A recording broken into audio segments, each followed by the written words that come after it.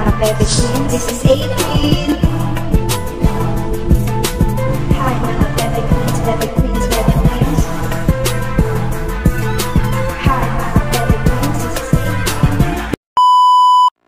Hi mga bebe queens! For today's video ay ipapakita ko sa inyo ang settings na ginamit ko sa iba't ibang klase ng materials. Ang gamit ko po sa pag-engrave ay ang mobile phone app ng Deja A7 Mini Pro. Ang kagandahan nga dito sa laser engraving machine na ito ay very user-friendly ang kanilang mobile app and hindi kalakihan yung machine. Space saver siya at pwede mo ring dalhin anywhere. Yun nga lang, yung engraving space nito ay 120mm by 120mm lang. So, kung mas malaki dun yung material na i-engrave nyo, ay syempre hindi niya kakayanin. And itong ina-engrave natin ay thin wood. Nagtry ako ng iba't ibang settings. And yung ipapakita ko lang po dito sa vlog ay yung mga nag-work na settings for me. Again, mga bebe queens, sa pag-engrave ay trial and error po talaga. Depende po sa material na inyong gagamitan. And depende din po sa inyong preference. Sa akin, gusto ko yung medyo light engrave lang. And yung iba naman, mas gusto nila yung dark yung pagka-engrave. So for this sample, power 80, speed 70, and ang time duration ay 3 minutes. And nagtry ulit ako sa thin wood. Ito naman po ay inedit ko sa Canva. So kung wala po kayong mapiling font dito sa app, ay pwede po kayo mag-edit sa Canva or sa PixArt or kung ano pa po yung ibang app na ginagamit nyo for editing. I-save nyo lang po as image with transparent or white background. After ma-save ay i-open or i-import nyo lang po yan dito sa inyong DJ Laser app. You may check po my previous video on how to download this app. And settings for this one is power 100, speed 70, time duration ay 3 minutes. And next material naman natin ay itong faux leather. Itong Deja A7 Mini Pro ay pwede siya for starting small laser engraving business. Compared to Deja DJ6, mas malaki po ang engraving space nitong A7 at mas mabilis po itong mag-engrave. Kaya din ng A7 na mag-engrave ng one design in multiple materials sa isang run lang. Remember yung video ko about Deja DJ6 na nag-engrave ako ng pencil? Na nahirapan ako engrave yung pencils in one run. Dito po sa A7 ay napakadali lang po mag-engrave sa multiple materials. So probably on my next video, yan naman po yung aking i-upload. Kaya kung bago ka pa lang sa aking channel, please subscribe. Hit mo na rin ang notification bell para lagi kang updated sa mga bago kong upload. And ang settings naman po sa ating faux leather ay power 90, speed 70, time duration 2 minutes.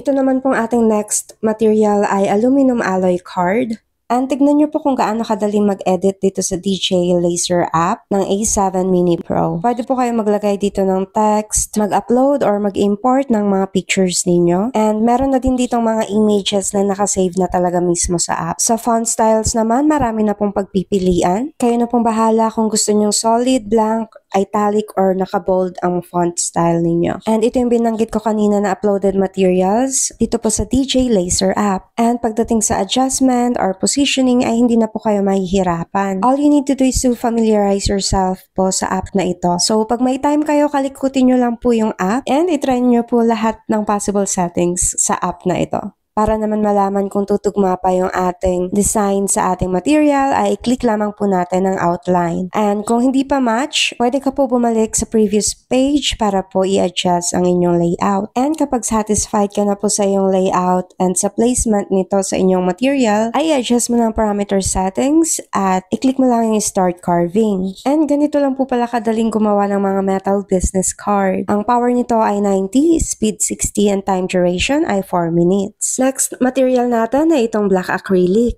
And mga bebe queens, as I mentioned sa aking previous video, ay ipapamigay ko itong Deja A7 Mini Pro sa aking maswerteng subscriber. And sa mechanics, hindi ko na siya uulitin dito sa video na ito, pero ipipin ko na lang sa comment section para po sa mga interested na sumali sa ating pag-giveaway. Meron na nga mga ilang subscribers na talagang sinusunod yung mechanics, kaya naman medyo natandaan ko na yung mga pangalan nila. Pero syempre, isa lang po ang mananalo ng Deja A7 Mini Pro. Kaya good luck mga bebe queens!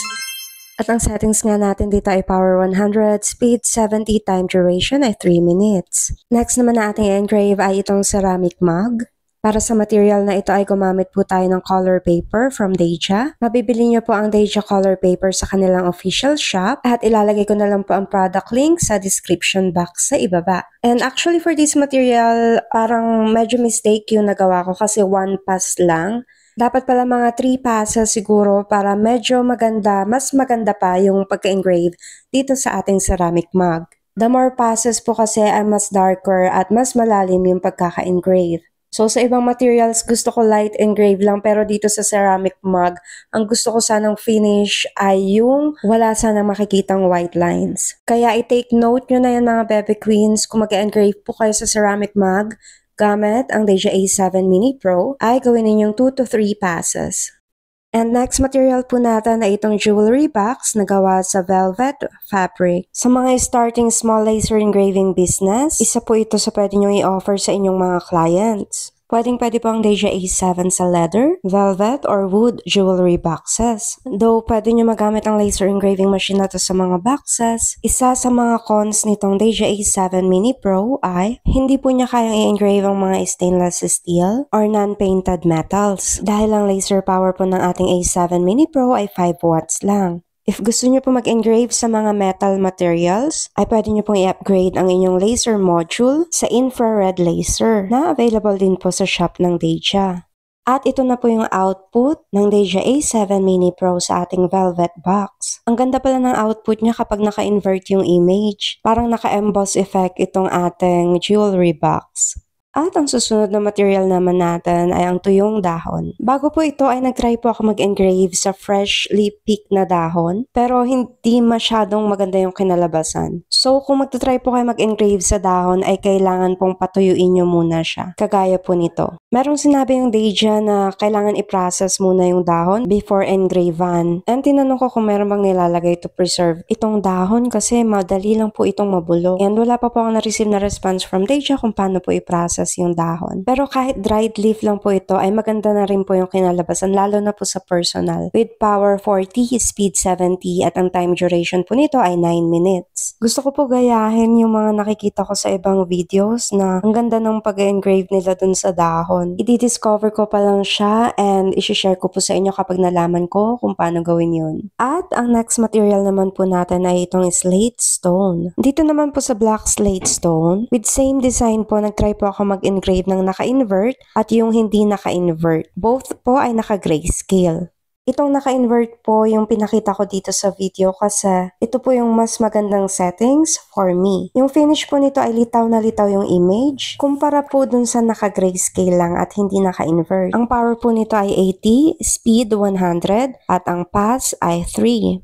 Ito naman po yung output ng una kong in-engrave. So, ayan, naka-grayscale lang siya. So, hindi po kita yung details kumpara po dito sa pangalawa nating in-engrave, which is grayscale na naka-invert.